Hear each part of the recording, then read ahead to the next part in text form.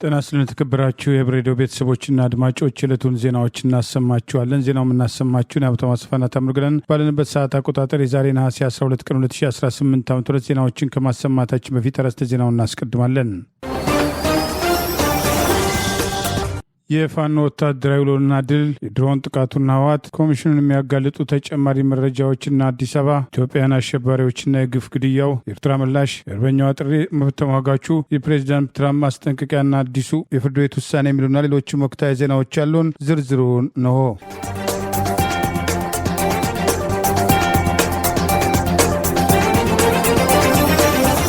ምኒልክ ህዝብ በደቡብ ወሎ ዞን በሁለት ግንባሮች በጠላት ላይ ድል መቀዳጀቱን ገለጸ።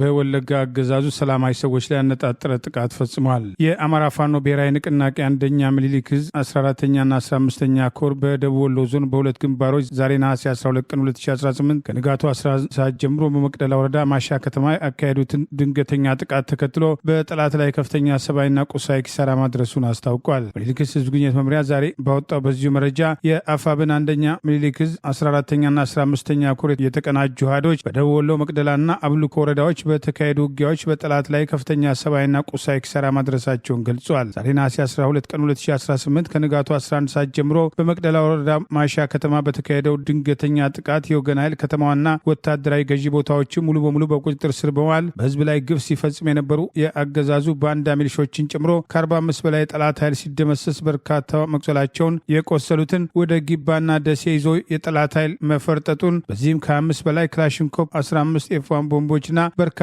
የክላሽና ብሬን ተተኳሽ መማረኩን ይኸው መረጃ ጠቅሷል። በተመሳሳይ በአብልኮ ወረዳ ፉርሴ ተራራ ላይ መሽጎ በነበረው ያገዛዙ ስልጣን አስጠባቂ በአንድ አድማ ብተና ኃይል ላይ ምኒልክ ዕዝ አንደኛ እዝ 14ኛ ኮርና 143ኛ ክፍለ ጦር አሃዶች በወሰዱት የጠላት ምሽግ ላይ ያነጣጠረ ጥቃት የሻምበል መሪውና የዘመቻ ኃላፊውን ጨምሮ 15 የጠላት ኃይል ሲደመሰስ ከ30 በላይ መቁሰላቸውን ይኸው መረጃ ጠቅሷል። ማምሻውን በወጣ ተጨማሪ መረጃ ምኒልክ ዕዝ 101ኛ ኮር በተንታ ወረዳ በመድፍና በድሮን ታግዞ የተንቀሳቀሰ ያገዛዙ ስልጣን አስጠባቂ ሰራዊትን አይቀጡ ቅጣት በመቅጣት ድል መጎናጸፉንም አፋብን አንደኛ ምኒልክ ዕዝ ሚዲያና ኮሚኒኬሽን መምሪያ ዛሬ ነሐሴ 12 ቀን 2018 ባወጣው በዚሁ መረጃ ገልጿል። ይህ በእንዲህ እንዳለ በኦሮሚያ ክልል በወለጋ የአማራ ብሔር ተወላጆች ላይ አነጣጥሮ በአገዛዙ የሚፈጸመው ጥቃት ዛሬ መቀጠሉን አፋብን አንሻ ሸሂድ ህዝብ ግንኙነት መምሪያ ዛሬ ነሐሴ 12 ቀን 2018 ይፋ ባደረገው መረጃ ገልጿል። ከአፍንጫው የታጠቀው የጠላት ኃይል የአማራ ህዝብን ለመጨፍጨፍ የገባ የክልሉ ጥምር ጦር ጭምር ግዱን ሳያሳካ በየደረሰበት የፋኖን ጥቃት መቋቋም ያቃተው ቢሆንም በአሁኑ ወቅት የክልሉ ጥምር ጦር ገዳ ኮማንዶ፣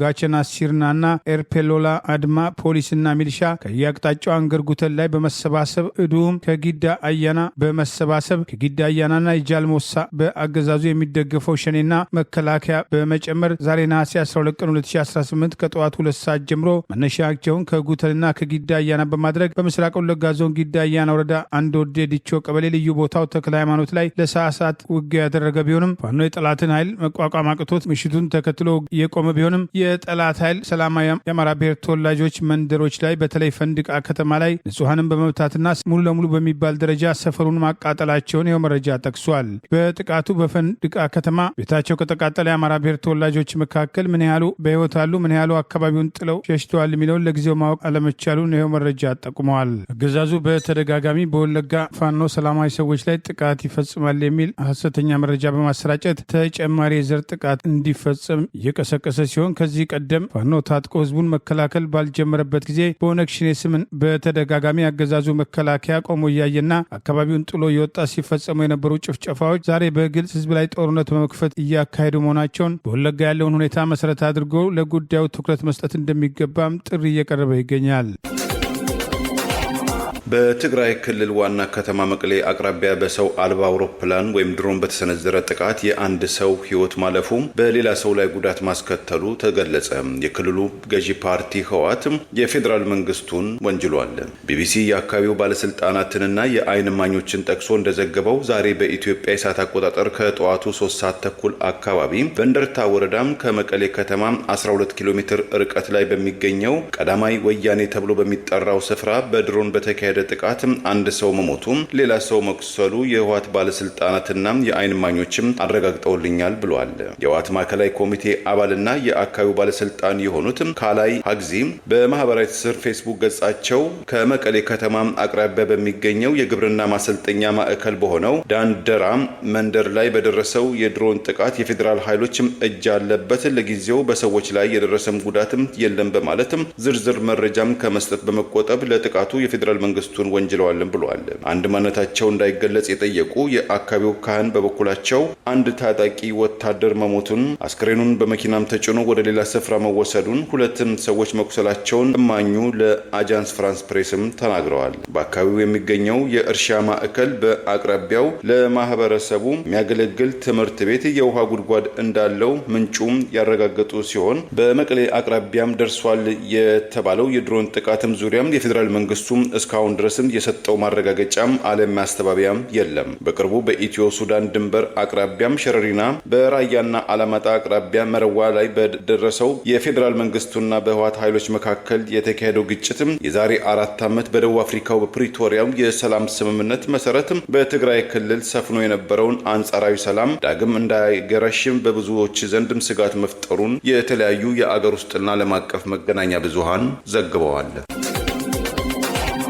የአገራዊ ምክክሩ ህገ ወጥነት እየተጋለጠ ነው። ምልዓተ ጉባኤ ሳይሞላ ስብሰባ መደረጉን የሚጠቅሱ መረጃዎች ይፋ ሆነዋል። አዲስ አበባን የኦሮሚያ ክልል እናደርጋለን በሚል እየተንቀሳቀሰ ያለው በጠቅላይ ሚኒስትሩ የሚመራው ቡድን ሰከን ብለው አገሪቱን ያልተጠበቀ አደጋ ውስጥ ከመክተት እንዲቆጠብና ለኦሮሞ ህዝብ ዘላቂ ችግር በመፍጠር ከተማዋን እንቀራመታለን በሚል በጠቅላይ ሚኒስትሩ ዙሪያ የተሰባሰቡ ዘራፊዎች የህዝብን ህልውና ለመንጠቅ የሚያደርጉት እንቅስቃሴ የከፋ ጉዳት እንደሚያስከትል ለማስጠንቀቅ እየሞከሩ ነው። ሂደቱ በራሱ ስለተገለጸ በዚህ ሂደት ውስጥ የሚወሰኑ ማናቸውም ውሳኔዎችም ሆነ ምክረ ሀሳቦች ተቀባይነት እንደሌላቸው ተሳታፊዎች ጭምር እያጋለጡ ነው። በይስሙላ ሀገራዊ ምክክር ኮሚሽን የ4 ዓመት ሂደት ውስጥ የታዩት ግድፈቶች እየጎሉ መምጣታቸውና ከሐምሌ 8 ቀን 2018 ዓ.ም የጀመረው አጠቃላይ ሀገራዊ ምክክር የተባለውና ከ4000 በላይ ተሳታፊዎች የሚሳተፉበት ሂደት ተከትሎ በተለያዩ ደረጃዎች ሀሳቦች በድምፅ ብልጫ አስቀድሞ በተጻፈ ህግ እንዲያልፉ የተቀመጠውን እያለፉ አለመምጣታቸውን በመግባባት ታልፈዋል በማለት ሁኔታዎች ለማድበስበስ መሞከራቸውን ቃለ ጉባኤ በተደጋጋሚ ሲገለጽ ከነበረው በተጨማሪ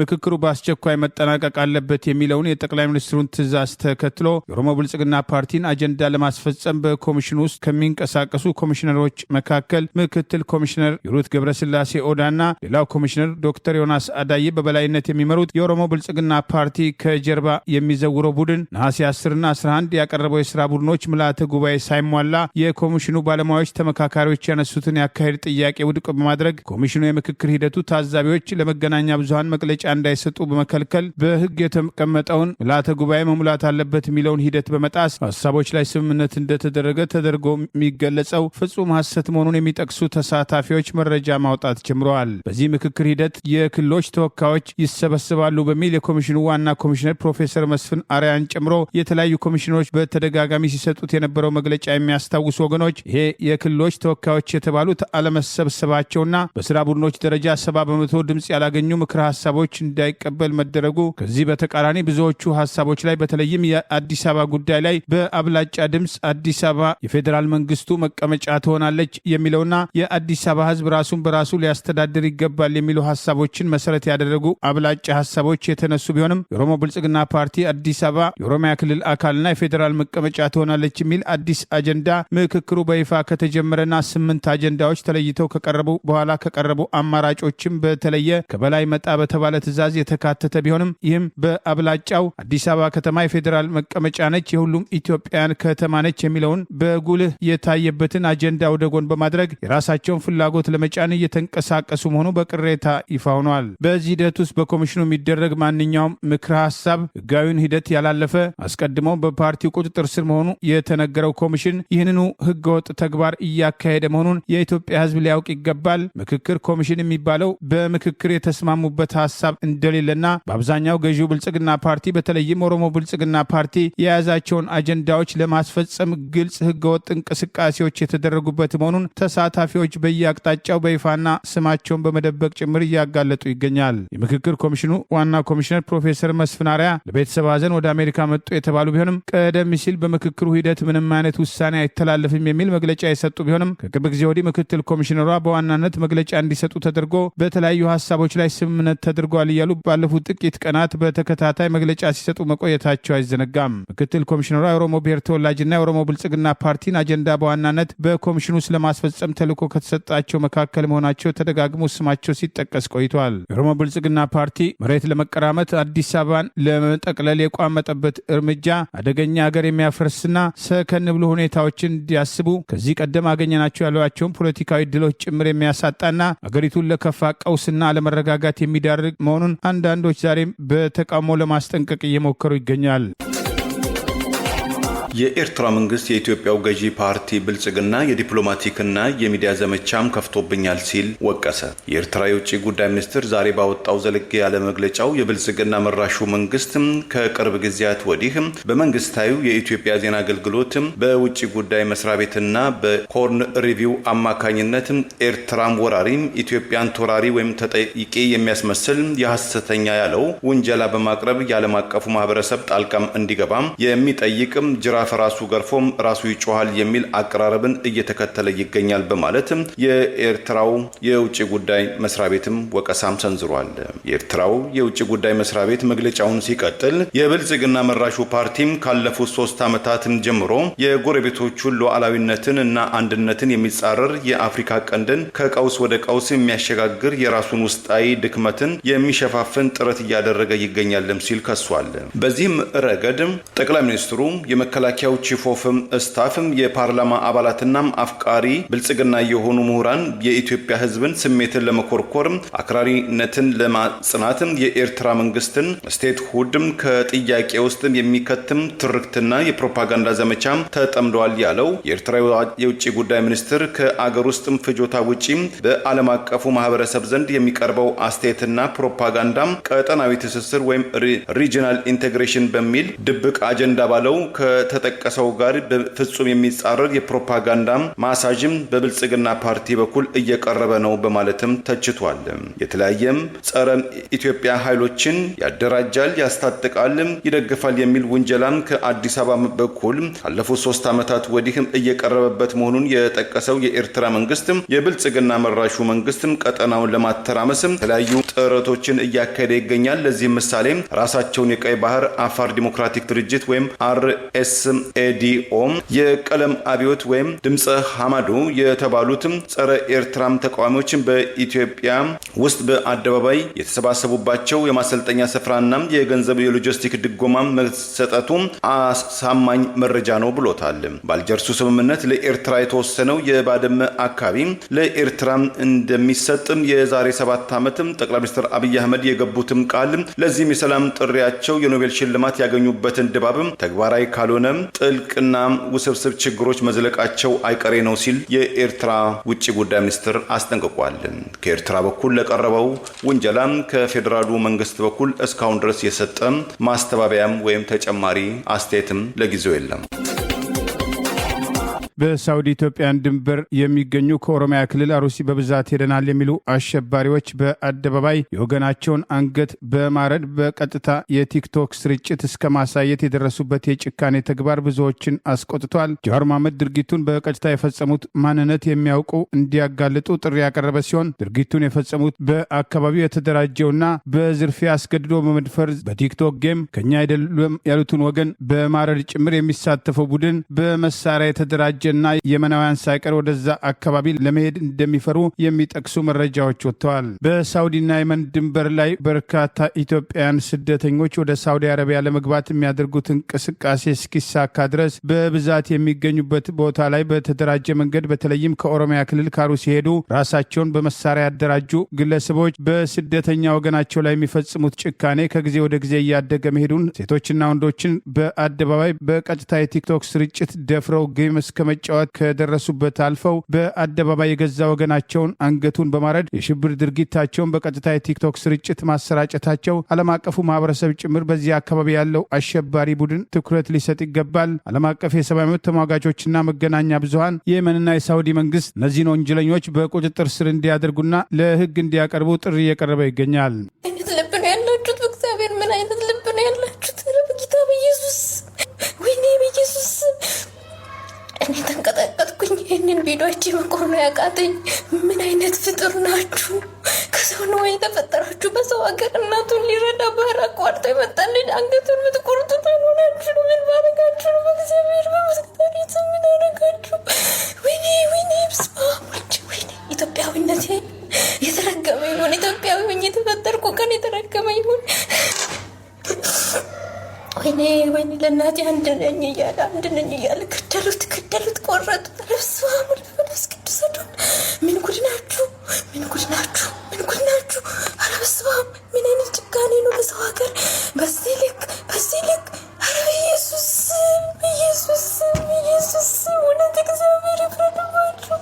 በቀጥታ የቲክቶክ ስርጭት ላይ ከአማራ ክልል ወሎ አካባቢ ሄደውን ኢትዮጵያዊ ስደተኛ አንገቱን በግፍ በማረድ በኦሮምኛ ቋንቋ የሚያወሩት እነዚህ ወጣቶች ከአሩሲ አካባቢ መሄዳቸው ጭምር የሚጠቅሱ ወገኖች ወጣቶቹ ይኸው የተደራጀ መሳሪያ ጭምር የታጠቀና ዋሻ ፈልፍሎ የሚቀመጥ በአካባቢው የመናውያን ጭምር የሚፈሩትና የታጠቀ ቡድን አባላት መሆናቸውን የሽብር ቡድን ኃይል ሊባል ይገባል በማለት ከቡድኑ አባላት መካከል የተወሰኑት ጭምር በማህበራዊ ሚዲያ ፎቶግራፋቸው ይፋ ሆነዋል። በቀጥታ ስርጭት ወገናቸውን በማረድ የሽብር ድርጊት የፈጸሙት ወጣቶችን በተመለከተ ጃዋር መሐመድ እነዚህን ሁለት ግለሰቦች በቲክቶክ በቀጥታ ስርጭት የፈጸሙትን ድርጊት በማውገዝ የሚያውቃቸው ጥቆማ እንዲሰጥ ጥሪ አቅርበዋል። እነዚህ የሽብር ቡድን አባላት ሴትም ወንድም አስገድደው እንደሚደፍሩ፣ አደንዛዥ ዕፅ እንደሚያዛውሩ፣ በየመንና ሳውዲ አረቢያ የሚገቡ ኢትዮጵያን ስደተኞችን በማስተላለፍ ግድያ፣ እገታ፣ የጥቁር ገበያ ዝውውርና በርካታ ወንጀሎች እንደሚፈጽሙ በአካባቢው ከሚገኙ የመንም ሆነ የሳውዲ አረቢያ ባለስልጣናት ጋር የጥቅም ግንኙነት እንዳላቸው የሚጠቅሱ አስተያየቶችና ወቀሳዎችም ተከትለው ቀርበዋል። ይህ በእንዲህ እንዳለ ሰሞኑን በሶማሊያ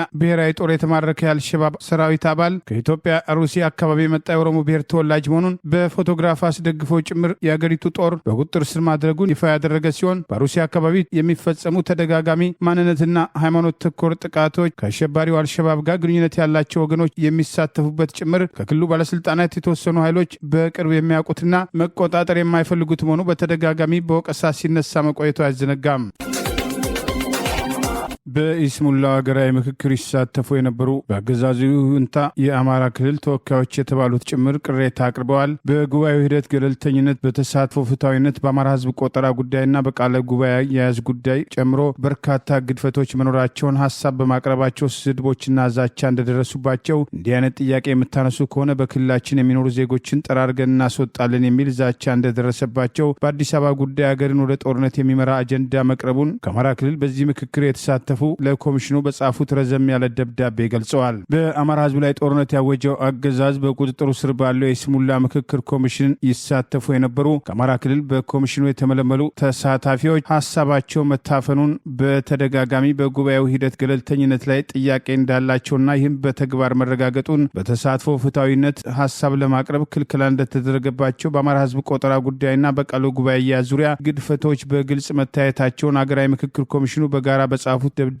ሚናውን አለመወጣቱን ወቅሰው ተቃውሟቸውን ያሰሙ ሲሆን በአማራ ህዝብ ቁጥር ዙሪያ የተነሳ የቆየ ኢፍትሐዊ አሰራር እንዲስተካከል የቀረበው ጥያቄ በ10 በ50 እና በ250 አባላት ደረጃ ውይይት እንዳይደረግበት ተጽዕኖ እንደተደረገባቸው በ500 አባላት መድረክ ላይ ግን የህዝብ ቁጥር ጉዳይ የኦሮሚያ ክልል ጥያቄ ሆኖ መመዝገቡን የነበረውን አድሏዊነትና አፈና ጭምር በዚሁ ደብዳቤ አጋልጠዋል። በሀገራዊ ምክክር በአንድ ሀገር ውስጥ የተፈጠሩ ጥልቅ የፖለቲካዊና ማህበራዊ የታሪክ የማንነትና የጸጥታ ችግሮች በጦርነት ወይም በኃይል ሳይሆን በውይይት በመደማመጥ በድርድር በስምምነት ለመፍታት የመፍትሄ ሀሳብና ምክረ ሀሳብ የማመንጫ ሂደት አካል ነው ብለው ማሰባቸውን፣ ነገር ግን ይህንን አለማግኘታቸውን የጠቀሱት እነዚሁ ተሳታፊዎች በሀገራዊ ምክክር ሂደቱ የመንግስት አካላት፣ የፖለቲካ ፓርቲዎች፣ የተለያዩ ማህበረሰቦች፣ የሃይማኖት ተቋማት፣ ሲቪክ ማህበራት፣ ምሁራን፣ ተመራማሪዎች፣ ሴቶችና ወጣቶች፣ የግጭት ተጎጂዎችና ሽማግሌዎች፣ ዲያስፖራዎችና ሌሎች ባለድርሻ አካላት በጋራ በመሳተፍ የሀገራችን ዋና ዋና ችግሮች በመወያየት በመግባባት ተቀባይነት ያለው የጋራ መፍትሄ ይመጣል የሚል እምነት እንደነበራቸው ገልጸዋል። በዚህም ሀሳባቸው በተደጋጋሚ ሆን ተብሎ ለውይይት እንዳይቀርብና ጫና እንደሚደረግባቸው ገልጸው የህዝብና ቤት ቆጠራ ጉዳይም የአማራ ህዝብ ሳይቆጠር የደረሰበትን ችግር በማንሳት ሁኔታዎች እንዲስተካከሉ የአማራ ህዝብን በተመለከተ የሚቀርቡት አሃዞች ትክክል አለመሆናቸው የተገለጸ ቢሆንም ይህም ወደ ጎን መደረጉን አንስተዋል። በተደጋጋሚ በተደረጉ ውይይቶች ተመካካሪዎች ብዙሃነትንና ቁጥራቸውን ከግምት ያስገባ የመናገር እድል እንዳልተሰጣቸው የጠቀሱት እነዚሁ ተሳታፊዎች በ5250ና 500 ተሳታፊዎች ቡድኖች ውስጥ ከአንዳንድ ከአንዳንድ ክልሎች የመጡ ተወያዮች ተደጋጋሚ የመናገር ድል ሲያገኙ፣ ከአማራ ክልል የመጡ ተወያዮች ግን ከቁጥራቸው ከብዝሃነታቸው ጋር የሚመጣጠን በቂ የመናገር እድል አለማግኘታቸውን ጠቅሰው በተጨማሪም ከ50 ተሳታፊዎች ውስጥ ቢበዛ 5 ሰዎች ብቻ እድል የሚያገኙ ሲሆን ከነዚህ መካከል ተደጋጋሚ እድል የሚሰጣቸው ሰዎች ይበዛሉ። በመሆኑም አብዛኛው ተሳታፊ ከመታዘብ የዘለለ ሀሳቡን የመግለጽ አጀንዳ የማሳዝ የማብራራትና መፍትሄ ሀሳብ የማቅረብ እድል አለማግኘቱን ገልጸዋል። ከአዲስ አበባ ጉዳይ ጋር በተያያዘ ከሁሉም በላይ በአዲስ አበባ ጉዳይ ለአማራ ክልል ተሳታፊዎች ሀሳባቸውን በነጻነት እንዳያቀርቡ የመድረክ መሪዎች ተደጋጋሚ እድሎች እንደነፈጓቸው ሀሳብ ብናቀርብበት ጊዜም የማቋረጥና የማስቆም ሁኔታዎች በስፋት ታይተዋል። ከ10 ከ15ና 250 ቡድኖች ውስጥ ያልነበሩ ተሳታፊዎች ተገኝተው መታወቂያ ተሰጥቷቸው ወደ መድረኩ መግባታቸው እንዲሁም ከሀገራዊ ምክክር የስነ ምግባር መርሆች ጋር የማይጣጣሙ የአንድ ብሔር ማንነትና እምነት የሚያነሳሱ ንግግሮች ሲነሱ እንዲቆሙ አለመደረጋቸው የምክክሩ ገለልተኝነት እንድንጠራጠር አድርጎናል በማለት አካሄዱ በአጠቃላይ ሀገራዊ ምክክሩ ከተነሳለት በማቋቋሚያው ላይ የተገለጸውን ዓላማ ፍጹም ተቃራኒ እንደነበር የምክክሩ ተሳታፊዎች በመረጃና በማስረጃ ላይ ተመስርተን ጊዜ ወስደን በነጻነትና በዲሞክራሲያዊ መንገድ ሀሳባችንን እያቀረብን በሀሳቦች ላይ ውይይት፣ ክርክርና ምክክር ማድረግ ሲገባን የነበረው ሁኔታ በጥድፊያ የተሞላ የተወሰኑ ሰዎች ብቻ እንዲናገሩ እድል የተሰጠበት በድርጅታዊ አሰራር የተወሰኑ ኃይሎች የሚደጋገፉበት ሁኔታ ነበር በማለት በእኛ በኩል አዲስ አበባ ታሪክና የህዝብ ብዛቷን መሰረት በማድረግ የማን መሆኗ ይመርመር ቢባል ግልጽ መሆኑን፣ ይሁን እንጂ የአማራ ህዝብ አዲስ አበባ የለማችው በመላው ኢትዮጵያን ላብና ደም መሆኑን፣ የኢትዮጵያ ህልውናም የተቋጠረው አዲስ አበባ ላይ መሆኑን፣ ስለሆነም የአዲስ አበባ ባለቤት መላው ኢትዮጵያን መሆናቸውን፣ በኦሮሚያ ክልል የሚቀርበው የጋራ ተጠቃሚነት የሚለው አጀንዳ እጅግ አደገኛና ሀገሪቱን ወደ ጦርነት የሚመራ መሆኑን፣ አዲስ አበባ ራሷን የቻለች ራሷን በራሷ የምታስተዳድር ከተማ መሆኗ በግልጽ በህገ መንግስት ደረጃ መቀመጥ እንዳለበት ሀሳባችንን ለማቅረብ ሞክረናል። ይህንን ሀሳብ በማቅረባችንም ያልተገቡ ስድቦችና ዛቻዎች ደርሰውናል። ይህም ከሀገራዊ ምክክሩ ዓላማ ጋር በግልጽ የሚጋጭ ነው። አካሄዱ እንዲታረም በተደጋጋሚ አቤት ምንልም ሰሚ አላገኘንም በማለት ተቃውሟቸውን ገልጸዋል። በአማራ ህዝብ ላይ ጦርነት ያወጀው አገዛዝ የኦሮሞ ብልጽግና ፓርቲን አዲስ አበባን ጨምሮ የመጠቅለል አጀንዳዎችና ጠቅላይ ሚኒስትሩ ራሳቸውን ፕሬዚዳንት ብለው በፕሬዚዳንታዊ ስርዓት ለማስተዳደር ያላቸውን ፍላጎት ለማስፈጸም የተቋቋመው የስሙላ ኮሚሽን ገለልተኛ ለመሆኑ በተደጋጋሚ ሲጠቀስ የነበረ ቢሆንም እነዚህ ተሳታፊዎች በአገዛዙ ይሁንታ ለመሳተፍ የሞከሩ ቢሆንም ህገወጥነቱ በሂደቱ ጎልቶ መታየቱን አጋልጠዋል። የቀድሞው የአሜሪካው ፕሬዝዳንት ጆ ባይደን አስተዳደር ለኢትዮጵያን ተገን ጠያቂዎችም ሰጥቶት የነበረው የጊዜያዊ መኖሪያ ፍቃድ እንዲሰረዝ አንድ የአሜሪካም የፌዴራል ፍርድ ቤትም ዛሬ ይሁንታም ሰጠ። ሮይተርስ የዜና አገልግሎት ዛሬ እንደዘገበው በአሜሪካው ቦስተን ግዛት የሚገኙት ዳኛ ብራያን ሞርፌ 5000 ኢትዮጵያን የጊዜያዊ ተገን ጠያቂዎችም ቀደም ሲል የተሰጣቸውን የጊዜያዊ ማቆያም ፍቃድ ወይም በእንግሊዝኛው ቴምፖራሪ ፕሮቴክትድ ስታተስ ወይም ቲፒኤስ እንዲነሳ በምትኩ የአሜሪካ ሀገር ውስጥ ጉዳይ መስሪያ ቤት ወይም ዲኤችኤስ ኢትዮጵያኑ ተገን ጠያቂዎችን ከምድር አሜሪካ እንዲያባረር ዳኛው ይሁንታ መስጠታቸውን ተዘግቧል። የኢትዮጵያኑ ተገን ጠያቂዎችም ጠበቆችና አመልካቾቹም እስካሁን ድረስ የሰጡት አስተያየት ባይኖርም የዲኤችኤስ ባለስልጣኑ ጄምስ ፐርቬል በማህበራዊ ትስስር ገጻቸው የፍርድ ቤቱን ውሳኔ አወድሰው ሁሉም የቲፒኤስም ተጠቃሚዎችም የሰጣቸው ፍቃድ አሁኑኑ ይቋረጣልም ብለዋል። የቀድሞው የዲኤችኤስ ዋና ኃላፊዋ ክሪስቲ ኖሚ ባለፈው ታህሳስ ወር በሰጡት አስተያየትም በቀድሞ ፕሬዝዳንት ባይደን ዘመን ከሰሜን ኢትዮጵያ ጦርነት ጋር በተያያዘ እንደ ፈረንጆቹ አቆጣጠር በ2022 የተሰጣቸው ጊዜያዊ የደህንነትም ጥበቃም የኢትዮጵያኑ ተገን ጠያቂዎች ወደ አገራቸው ቢመለሱ አስጊ የሆነ ችግር ስለማይገጥማቸው በአሜሪካ ውስጥ የመቆየታቸው ጉዳይ ተገቢ አይደለም የሚል መከራከሪያ አስተያየት መሰንዘራቸው አይዘነጋም። የቀደሙ የአሜሪካ ፍርድ ቤቶች ውሎች እንደገለጹት ከደቡብ ሱዳን፣ ከሶማሊያ፣ ከቀድሞ በርማ ወይም ናይማር፣ ከሃይቲና ከሶሪያ ወደ አሜሪካ የመጡና የጊዜያዊ ጥበቃም ተጠቃሚዎች ወደ ሀገራቸው መመለስ አለባቸው የሚል አፍቃሪ ፕሬዝዳንት ትራምፕ አስተዳደር ውሳኔ መስጠታቸው ይታወሳል። ኢትዮጵያኑ የቲፒኤስ ተጠቃሚዎች በበኩላቸው ቀደም ሲል የአሜሪካ አስተዳደር እኛን አደጋም ላይ በማጋለጥ ነጭና አውሮፓም ባልሆኑ ተገን ጠያቂዎች ላይ መድሎ ይፈጽማል በማለትም ፍርድ ቤትም አቤት ማለታቸው አይዘነጋም።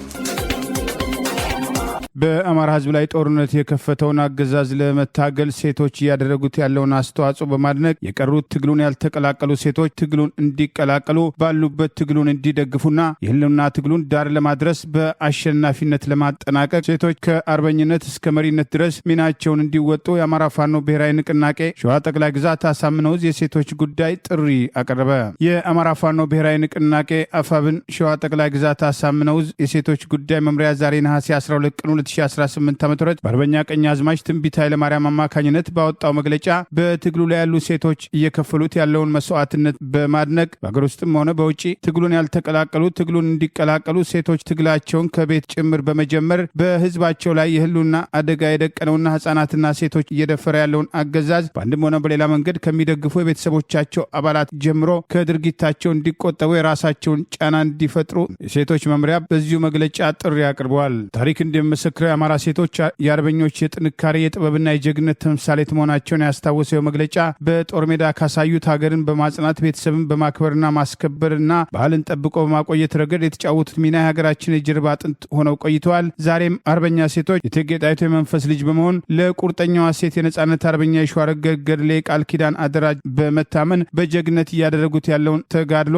አርበኛ ቀኛዝማች ትንቢት ኃይለማርያም የአፋብን ሸዋ ጠቅላይ ግዛት አሳምነው ሴቶች ጉዳይ መምሪያ በዚሁ መግለጫ ጠቅሳ አድንቃ ትግሉን ያልተቀላቀሉ ሴቶች ትግሉን እንዲቀላቀሉ ሌላው ቀርቶ ከቤታቸው ትግላቸውን እንዲጀምሩ ጭምር ጥሪ ያቀረበች ሲሆን በአገር ውስጥም ከአገር ውጭም ያለው የአማራ ህዝብ በሙሉ የትግሉ አካል በመሆን ብዙዎች የወደቁለት ጽኑ ዓላማ በጋራ ከዳር እንዲደርስ በማለት ጥሪ አቅርባለች። የአማራን ህልውና የማስከበር እንደ ህዝብ ከመጥፋት በህይወት ለመኖር ሲባል በጀግና የአማራ ፋኖ ፊት አውራሪነት እንደ ህዝብ የምናደርገው ህዝባዊ ትግል ነው። በመሆኑም እያንዳንዱ ሴት በዚህ አማራ ብሔርተኝነት ትግል በፖለቲካዊ ትጥቅ ትግል ውስጥ ግንባር ቀደም ተሰላፊ ትሆኑ ዘንድ የሚከተሉትን ጥሪያችንን እናቀርባለን። አንደኛ፣ እናቶች፣ እህቶች ራስን በማብቃትና ወሳኝ አካል በመሆን ለገዳይሽና ለሚደፍርሽ አገዛዝ ብልጽግና ያደረ ፍቅረኛ፣ ወንድምን፣ ባልን ወይም የትዳር አጋርን ልጅን ከድርጊቱ እንዲቆጠብ በማድረግ ትግሉን ከቤት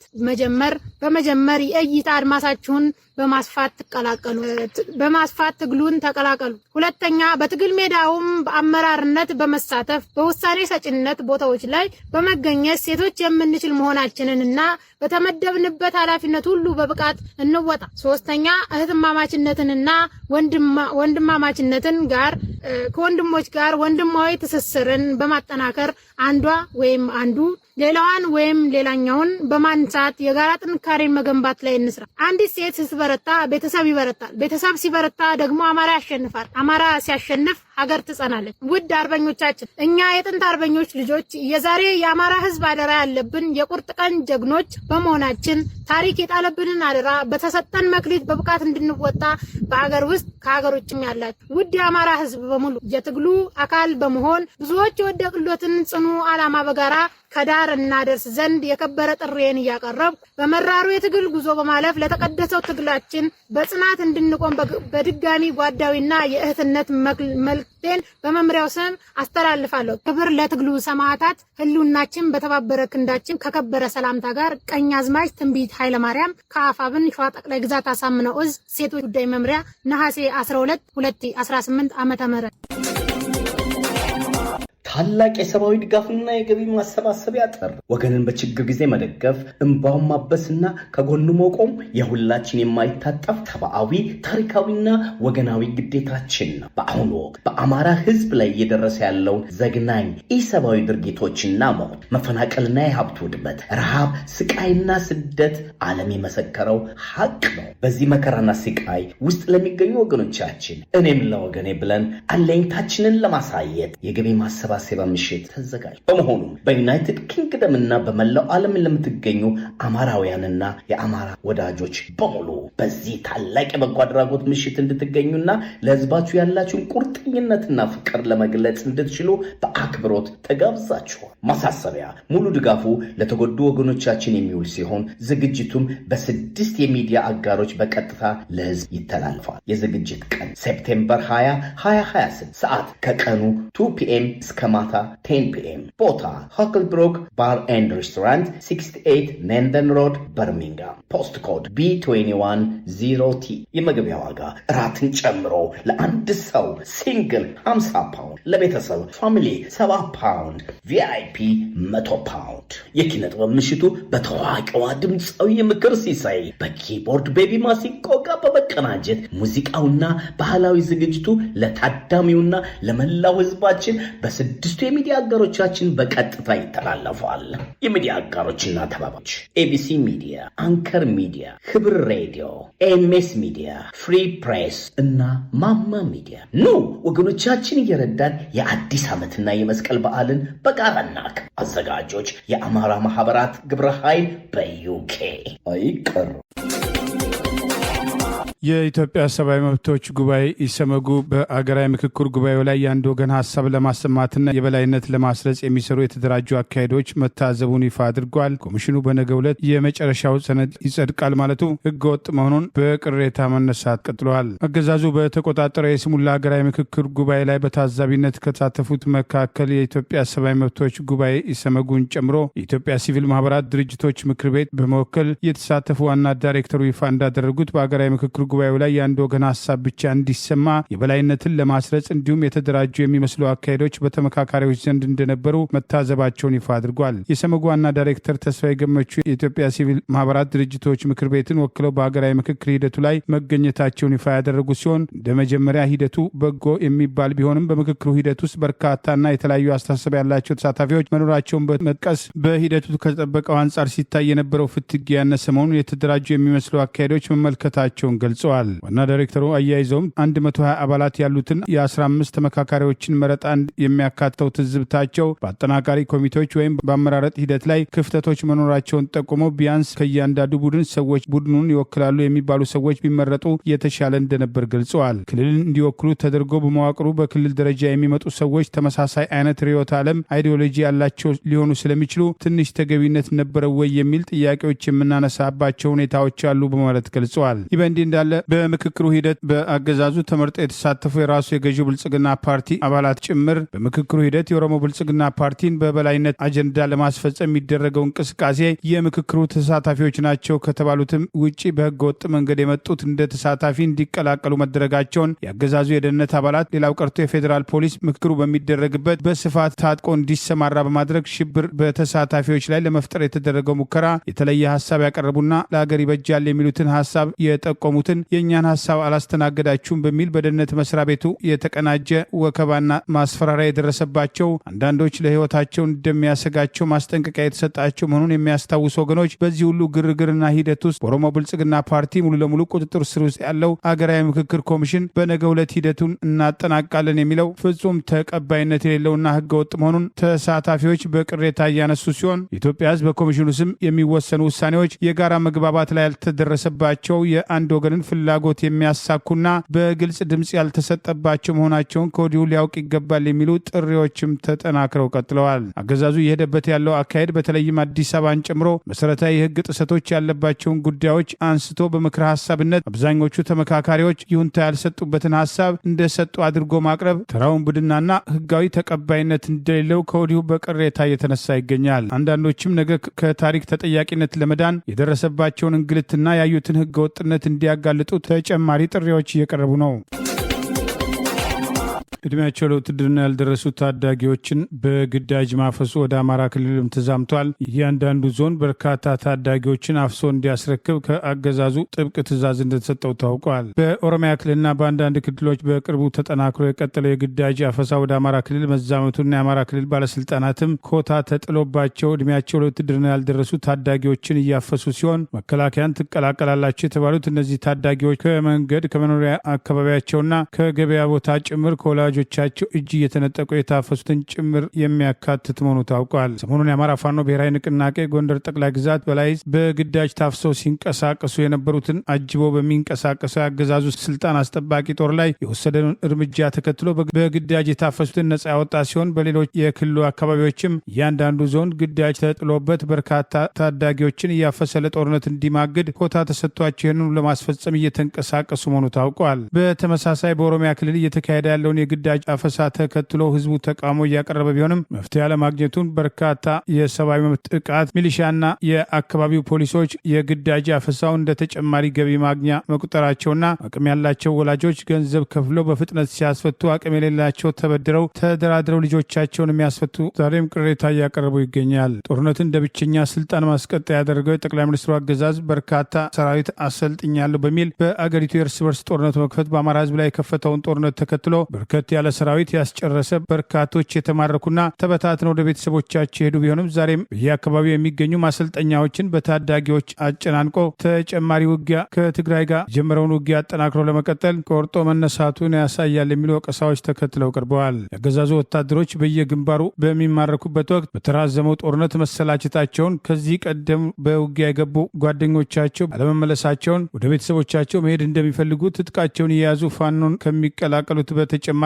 መሳሪያቸውን እየሸጡ ወደ ቤተሰቦቻቸው የሚጠፉና የሚሰወሩም ቁጥራቸው ከጊዜ ወደ ጊዜ የጨመረ መምጣቱ ሲጠቀስ ቆይቷል። አገዛዙ የአንድ ብሔር የበላይነትን ለማሳካት ሰራዊቱን በሽፋንነት እየተጠቀመ መሆኑ ተደጋግሞ ሲገለጽ የቆየ ሲሆን ይህንኑ ተከትሎ በሰራዊቱ ውስጥ ያለው አድሎና ዘረኝነት በርካታ የሰራዊት አባላትን እርስ በርስ እስከ ማታኮስና አንዱ በአንዱ ላይ እንዲነሳ ከማድረግ አልፎ ለውጊያ ሲሰማሩም የኦሮሞ ብሔር ተወላጅ ያልሆኑ ያገዛዙ ወታደሮች ፊት ለፊት የጥይት ማብረጃ እንዲሆኑ እንደሚሰለፉና ሌሎቹ ከኋላ እነሱን እንዲጠብቁ ትዕዛዝ መሰጠቱ በአገዛዙ ስልጣን አስጠባቂ ሰራዊት ውስጥ ከአመራር ጀምሮ እስከ ጦሩ ድረስ ብሔርን መሰረት ያደረጉ አድሎዎች ክፍፍልና ቅሬታ እየፈጠሩ መሆኑ ተደጋግሞ ሲጠቀስ ቆይተዋል። በቅርቡ አገዛዙ በአፋር ግንባር ያሰማራውና ከትግራይ ጋር ይካሄዳል ለተባለ ጦርነት የተዘጋጀ ጦር ካምፑን እየጣለ እየጠፋ መሳሪያቸውን ለአካባቢው ነዋሪዎች እየሸጡ ወደ ቤተሰቦቻቸው የሚሄዱ ቁጥራቸው መጨመሩን ከአካባቢ የወጣው መረጃ ይጠቅሳል። የአሜሪካው ፕሬዚዳንት ዶናልድ ትራምፕ የሆርሙዝ ወሽመጥን የአሜሪካ ግዛት የሚያደርግ ምስል ማቅረባቸውን ተከትሎም ቅዠት ያለችው ኢራን እናስተካክለዋለን ስትል ፕሬዚዳንት ትራምፕን አስጠነቀቀች። ፕሬዚዳንት ትራምፕ የሆርሙዝ ወሽመጥን አዲስ የአሜሪካ ግዛት ማለታቸውን ተከትሎ የኢራኑ የውጭ ጉዳይ ምክትል ሚኒስተር ካዚም ጋርባዲ ቅዠታም ሲሉ ፕሬዚዳንቱን ተችተዋል። ዶናልድ ትራምፕ የፐርዢያ ባህረ ሰላጤን በትክክል መጻፍም እንደተማሩት ሁሉ ስለ ሆርሙዝ ወሽመጥም ያላቸው ቅዠትም በቅርቡ እናስተካክለዋለን ሲሉ የውጭ ጉዳይ ምክትል ሚኒስትሩም ካዚም በማህበራዊ ትስስር ገጻቸው አስፍረዋል። ትራምፕ በማህበራዊ ትስስር ትሩዝ ገጻቸው በለጠፉት ምስል ላይ የሆርሙዝ ወሽመጥን አክብበው የአሜሪካ አዲስ ግዛት ሲሉ ጽፈዋል። የኢራኑ የውጭ ጉዳይ ምክትል ሚኒስትር ይህንን ምስል በድጋሚ ያጋሩትም ሲሆን በሌላ በኩል የኢራን ፓርላማ አፈጉባኤው መሐመድ ባጊር ጋሊፍ በበኩላቸው አሜሪካ የመግባቢያ ሰነዱን ስምምነቶችም ካልተገበረች የሆርሙዝ ወሽመጥም እንደማይከፈትም አስጠንቅቀዋል። ከዛሬ 4 ቀን በፊት ኒውዮርክ ግዛት ውስጥ ንግግር ያደረጉት ፕሬዚዳንት ትራምፕ የአሜሪካ መከላከያ ኃይል በኢራን ላይ የበላይነቱን ሲቀዳጅ ኢራን ስትንበረከክም የሆርሙዝ ሰርጥን የአሜሪካ ግዛት አድርጌ አውጃለሁ የሚል አነጋጋሪ አስተያየት መሰንዘራቸው መዘገባችን አይዘነጋም። በሌላ ተመሳሳይ ዜና ፕሬዚዳንት ትራምፕ በኢራን ላይ ጦርነትም ካወጁ ካለፈው የካቲት ወይም ፌብሩዋሪ 28 2026 ወዲህም እጅግ ዝቅተኛ የተባለ የህዝብ ተቀባይነት ማግኘታቸውን ሮይተርስም ዛሬ ዘግቧል። ሮይተርስና አይፒሲኦ ባካሄዱት የ4 ቀናት የህዝብ አስተያየት ዳሰሳም 64% አስተያየት ሰጪዎች በፕሬዚዳንቱ ላይ ያላቸው ድጋፍ መመናመኑን፣ 33% ይሁንታ መስጠታቸው ይህም ፕሬዚዳንት ትራምፕ ወደ ስልጣን ከመጡ ከመጀመሪያው ከ2017 የአውሮፓ አቆጣጠር ወዲህ ዝቅተኛው የህዝብ ድጋፍ መሆኑን ገልጿል። 80% የአሜሪካ ህዝብ ወይም 87% ዲሞክራቶች፣ 71% ሪፐብሊካኖች በኢራን እየተካሄደ ያለው ደም አፋሳሽም ጦርነት ለረጅም ጊዜያት ይቀጥላል የሚል እምነት ያላቸው ሲሆን 16% ያህሉ ብቻ ጦርነቱ በአጭር ሳምንታት ይቋጫል ብለው ያምናሉም ሲል ሮይተርስም አስነብበዋል። ለዛሬ ያሉን ዜናዎች እነዚህ ናቸው። ዜና ውስጥ አደምጡ ለቆያቸው የህብር ሬዲዮ ቤተሰቦችና አድማጮች ምስጋናችን ድረሳችሁ። የህብር ሬዲዮ ኦፊሻል ዩቲዩብ ቻናላችንን ሰብስክራይብ ያላደረጋችሁ ሰብስክራይብ በማድረግ በተጨማሪም የደውል ምልክቱን በመጫን የህብር ሬዲዮ ቤተሰብ እንድትቀላቀሉ በአክብሮት እንጋብዛለን። እንደወትሮ ሁሉ የህብር ሬዲዮ ቤተሰቦች ፕሮግራሞቻችንን ላይክ በማድረግ ሼር በማድረግ አስተያየቶቻችሁን በመስጠት አብሮነታችሁን ትገልጹ በአክብሮት እንጠይቃለን። በድጋሚ እናመሰግናለን። ጤና ይስጥልን። ቸር እንቆይ።